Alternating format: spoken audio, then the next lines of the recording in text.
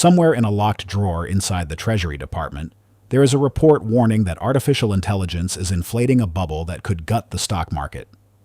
But this isn't your standard internet doom-mongering. The product is real, and the tech giants have massive balance sheets.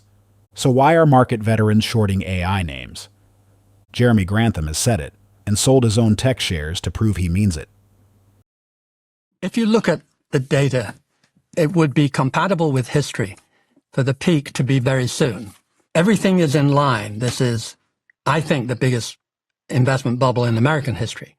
Jeremy Grantham is taken seriously because he also predicted the 2008 crash. Beneath the hype lies a financial magic trick called circular financing.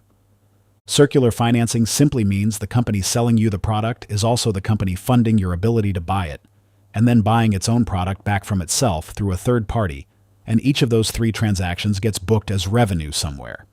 It is the economic equivalent of writing yourself a check, cashing it 3 times before lunch, and calling it revenue growth. This game is rigged, man. When people look at OpenAI's jaw-dropping valuation, they instantly scream, $19.99. True, the similarities are there.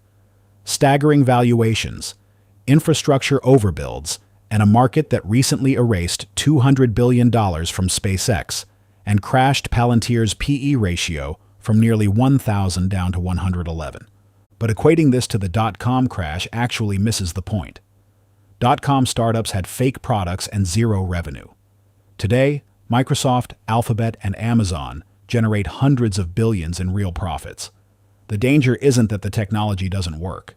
It's how the money moves. Let's follow the arrows. NVIDIA invests billions into OpenAI. OpenAI turns around and signs a $100 billion deployment deal with NVIDIA for chips. Meanwhile, Microsoft pumps $13 billion into OpenAI via Azure Cloud credits, which OpenAI immediately spends back on Microsoft's cloud. Want more? Oracle signs a $300 billion infrastructure deal with OpenAI, then spends a massive chunk of that cash buying chips from, you guessed it, NVIDIA. OpenAI's finance chief, Sarah Friar, basically admitted this, noting that a massive share of raised capital flows straight back out as compute purchases. Analysts now estimate the total size of these circular arrangements is north of $800 billion. It is a closed loop where every company reports growth off the exact same dollar, changing costumes 4 times. The scale of the underlying debt is staggering. OpenAI alone has committed to $1.15 trillion in infrastructure spending through 2035 across 7 vendors, including $350 billion to Broadcom and $300 billion to Oracle. To fund this, OpenAI closed a historic $122 billion private funding round, pushing its valuation to $852 billion. The financing is getting so frantic that anchor investor SoftBank had to take out a $40 billion bridge loan just to clear its $30 billion check. Think about that. A top investor borrowing money to fund an unpublicized company. All of this relies on OpenAI closing a massive gap. It is projected to lose $14 billion this year, while betting on hitting $100 billion in revenue by 2029. The market is already getting nervous. In January, Microsoft stock dropped 10% in a single day, after disclosing that a staggering 45% of its entire $625 billion cloud backlog was tied to just one customer. If that customer can't pay, the dominoes fall.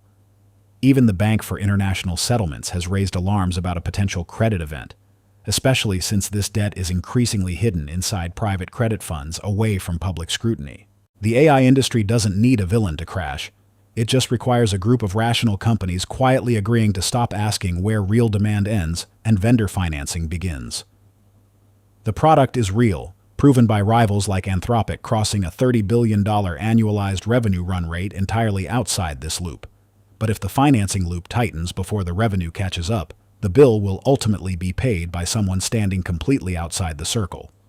So, what do you think lies ahead for OpenAI? Let's share your thoughts in the comments, subscribe to this channel, and see you in the next one.